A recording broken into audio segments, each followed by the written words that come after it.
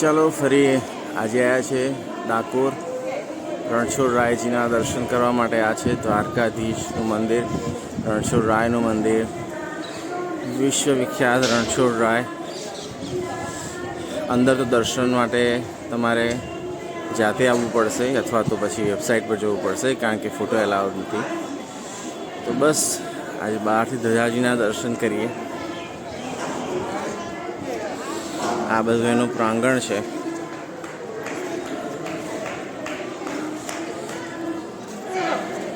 અહીંયા બેસવાની સરસ વ્યવસ્થા છે જ્યારે ભીડ હોય છે ત્યારે, અને વૃદ્ધ માટે, અને અહીંથી દર્શન કરી શકો છો.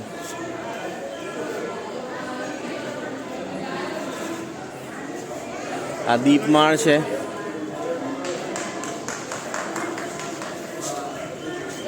અહીં બાકીની બધી વ્યવસ્થાઓ છે જરૂરી. તો ચલો હવે પ્રદક્ષિણા કરીએ અને મંદિરના પ્રાંગણની વિઝિટ કરીએ. આ એકચ્યુઅલી મુખ્ય પ્રવેશ દ્વાર છે. અહીંથી પ્રવેશ છે.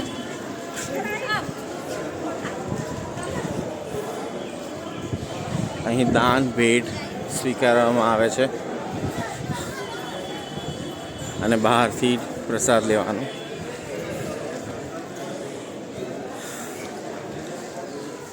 અહીંથી તમે લક્ષ્મીજીના બી દર્શન કરી શકો છો.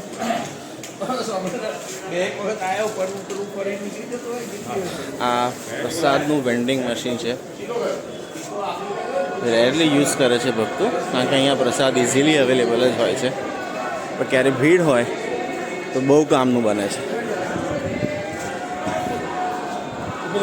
આ એકચ્યુઅલીમાં એક્ઝિટ ગેટ છે, અહીંયાથી બહાર નીકળવાનું હોય છે.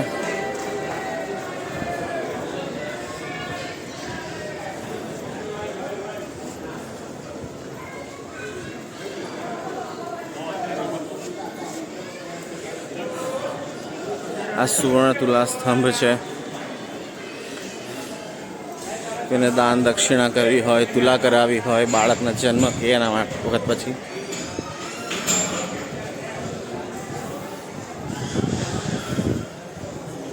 આ એનું પ્રાંગણ છે જેના આપણે દર્શન કરીએ છીએ.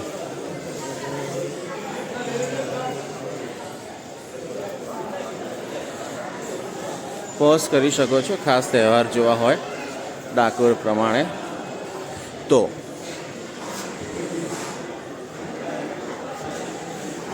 હોળી વખતે, ધૂળેટી વખતે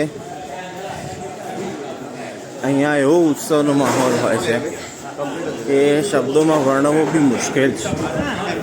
આ મંદિરનો પાછળનો હિસ્સો છે. આ એનો ચતુર્થ ગેટ છે, ચોથો. અહીંયા બધો પ્રસાદ બનતો હોય છે ઠાકોરજીનો. લખ્યું છે શાક ઘર.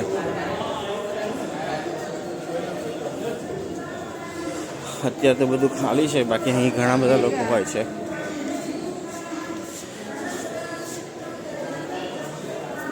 અહીંયા ભોગ વહેંચવામાં આવે છે.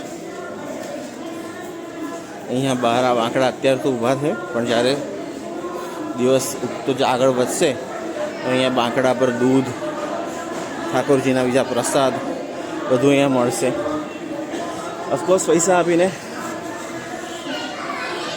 લિફ્ટની વ્યવસ્થા છે.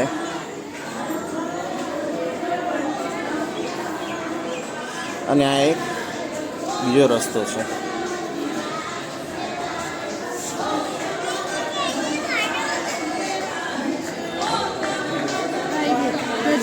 ધજા આવી છે તેના દર્શન કરી લઈએ. આવી રીતે ધજા ચડાવવાનો રિવાજ છે અહીંયા.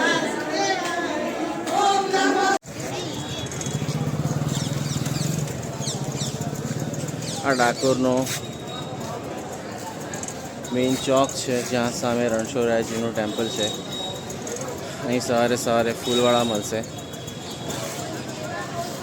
અહીં બાપાલાલ, મગનલાલ. હવે તો લગભગ તમને ડાકોરમાં ઘણા બધા બાપાલાલ, મગનલાલ, મગનવલ્લભ નામ મળશે. પણ જે આ રણછોડરાય મંદિર છે એના મુખ્ય દરવાજાની સામે જે છે બાપાલાલજી છે,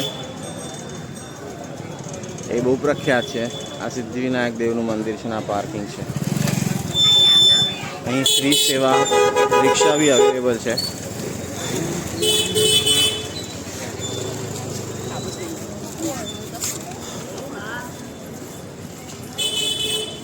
અહીંથી પણ ક્યારેક ગેટ ખુલ્લો હોય છે, પણ મોસ્ટલી તો તમને આ ગેટ બંધ જ જોવા મળશે. તમારે ક્યુમાં થઈને જ આવવું રહેશે.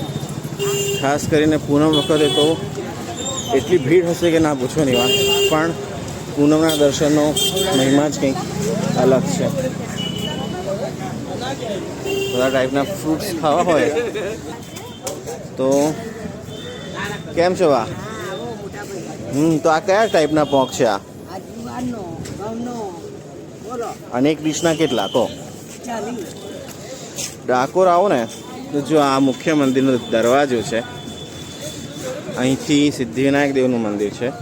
આ બાજુ ગોમતી જવાય અને આ બાજુમાં ડંખનાથ મહાદેવ છે, જેના નામ પર પડ્યું છે ડાકોરનું નામ.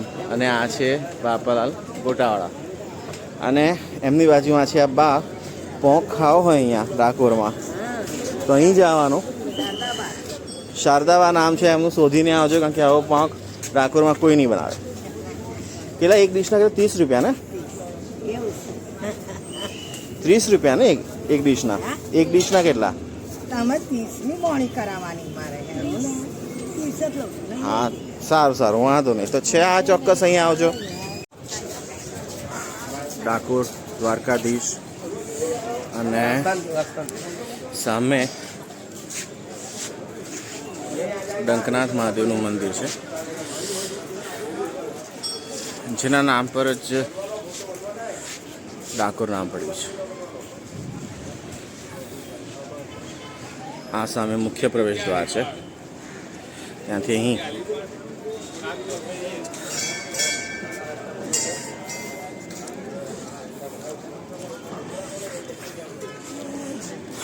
આ છે ગોમતી તળાવ.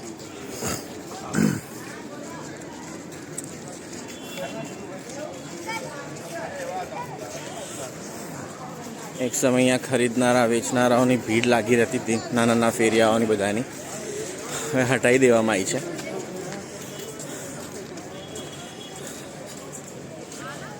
એટલે આખું ક્લીન થઈ ગયું છે, નહીં તો તમને અહીંયા પગ મૂકવાની જગ્યા ના મળે.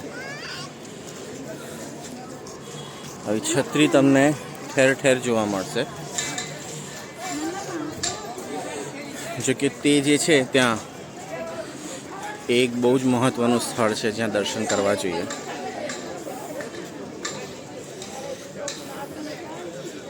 અને અત્યારે તો ગોમતીજી બિલકુલ સ્વચ્છ અને ક્લીન છે.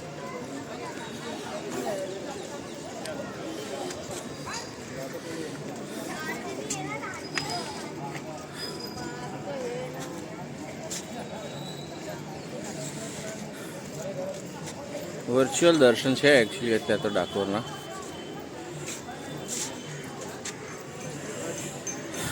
સામે દેખાશે બોટિંગ ને બધું, પણ એ બધું હાલ બંધ છે.